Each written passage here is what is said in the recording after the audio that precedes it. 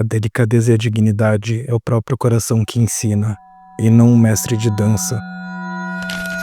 Você já se perguntou por que ser bom em um mundo que parece não recompensar a bondade? Porque em uma sociedade onde a competição e o egoísmo parecem ser chaves para o sucesso, ser altruísta parece uma escolha arriscada. Essa questão não é nova. Desde os tempos de Platão, a humanidade se depara com a grande dúvida: por que ser virtuoso se a virtude não traz ganhos imediatos? No mundo atual, muitas vezes somos levados a acreditar que a crueldade é uma necessidade para a sobrevivência. Em nossa sociedade, em que a luta por status, poder e reconhecimento é implacável, a bondade parece um luxo reservado para poucos. Aquelas pessoas que insistem em ser boas são frequentemente vistas como ingênuas, fracas ou até mesmo idiotas. E é sobre essa questão que Fyodor Dostoiévski, um dos maiores filósofos e escritores da história, nos oferece uma visão profunda e desafiadora. Ele nos apresenta a vida do príncipe Mishkin, o protagonista de O Idiota, um homem cujas ações e atitudes questionam nossa própria visão sobre bondade e moralidade. Dostoiévski nos coloca em frente a um paradoxo existencial.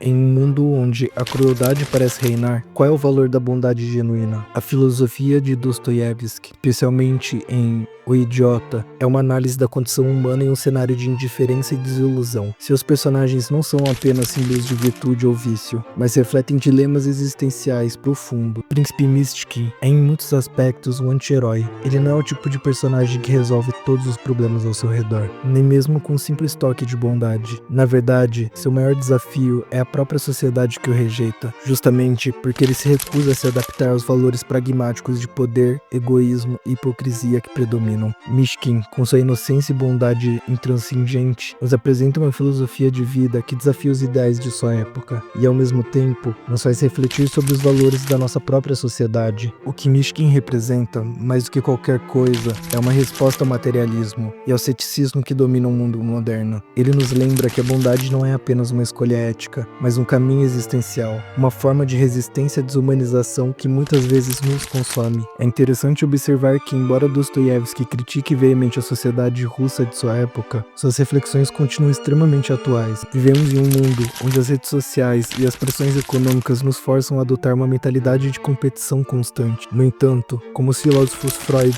Jung e Nietzsche nos alertam, essa busca incessante pela superioridade externa pode ser uma prisão para nossa psique, afastando-nos da verdadeira essência de quem somos. Sigmund Freud, o pai da psicanálise, falava sobre a tensão entre o id, o ego e o superego, três instâncias psíquicas que representam as forças conflitantes dentro de nós. O id é o impulso primitivo, o desejo inconsciente que busca gratificação imediata. O ego é a parte racional de nossa psique, que tenta equilibrar os desejos do id com a realidade do mundo externo. O superego, por sua vez, representa a moralidade e as normas sociais internalizadas. Na sociedade em que vivemos, esses conflitos se tornam cada vez mais intensos. O id, em nossa cultura, é frequentemente alimentado pela busca de poder e status, com a ideia de que o sucesso material é a única medida de valor. O ego tenta justificar essas buscas de forma racional, enquanto o superego nos lembra das normas morais e éticas que nos foram ensinadas. Contudo, em um mundo cada vez mais individualista e consumista, é fácil ignorar as lições do superego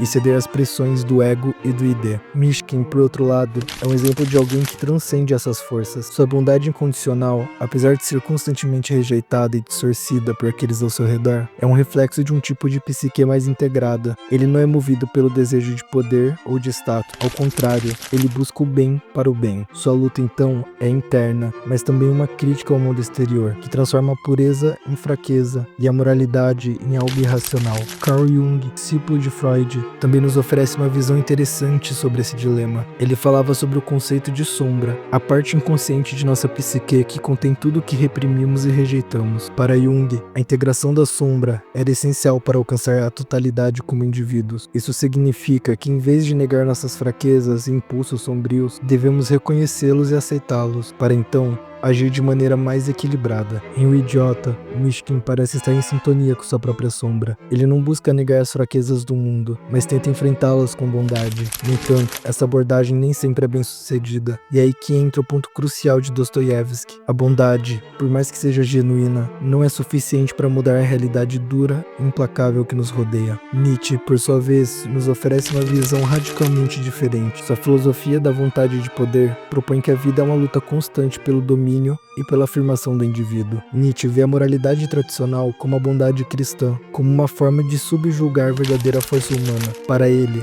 a moralidade de não fazer o mal é uma negação da vida, uma maneira de enfraquecer o espírito humano. Nietzsche teria, sem dúvida, considerado Mishkin como um exemplo de fraqueza, uma pessoa que, por insistir em sua bondade em um mundo hostil, se torna vulnerável e impotente. Ao invés de afirmar sua própria vontade, Mishkin se sacrifica pelos outros, o que do ponto de vista nietzschiano o tornaria uma figura trágica. No entanto, ao contrário de que Nietzsche propõe, Dostoiévski nos mostra que, apesar de sua fraqueza, Mishkin é de fato um homem com uma força interior imensa. Sua luta não é uma afirmação de si, mesmo no sentido de poder, mas pela afirmação do amor e da compaixão. Em nossa vida cotidiana, o dilema enfrentado por Mishkin se reflete em nossas próprias escolhas. Como podemos ser bons em um mundo que muitas vezes parece premiar a crueldade e o egoísmo? Ao contrário de Mishkin, muitos de nós somos tentados a adaptar nossos princípios e valores para atender às expectativas sociais ou para buscar ganhos pessoais. No entanto, como nos ensina Dostoiévski, essa adaptação pode ser uma forma de traição da nossa própria natureza. Assim como Freud, Jung e Nietzsche, Dostoiévski nos desafia a confrontar as complexidades da condição humana e a questionar as normas que nos são impostas. Ele não nos oferece uma resposta fácil, mas nos faz refletir sobre o que significa ser verdadeiramente humano. Em um mundo onde a bondade é frequentemente vista como ingenuidade, o Idiota nos oferece uma reflexão profunda sobre o valor da pureza e da sinceridade. A tragédia de Mishkin não é apenas o fato dele ser rejeitado pela sociedade, mas o fato de que sua bondade não é compreendida, nem mesmo pelos que mais precisam dela. Ele se sacrifica por aqueles que não merecem, oferece sua ajuda a quem está longe de ser digno, e ao final, sua bondade não lhe traz recompensa, mas sofrimento. Essa experiência nos faz questionar: é possível ser bom em um mundo tão complicado e indiferente? Em nossas próprias vidas, muitas vezes nos encontramos diante de dilemas semelhantes. Devemos agir de acordo com nossos princípios, mesmo quando isso nos custa caro, ou devemos ceder às expectativas e normas da sociedade para evitar o sofrimento e a solidão? No final, o Idiota, Mishkin, nos deixa uma lição poderosa. Ele não é um herói perfeito, mas uma pessoa que busca viver de acordo com suas convicções, independentemente das consequências. Ele nos mostra que ser bom, embora não seja fácil, é uma escolha que nos define como seres humanos. Ao longo da história, vemos que sua bondade é, de fato, uma forma de resistência, uma recusa em se conformar com a mediocridade e a crueldade que dominam o mundo. Assim como Freud, Jung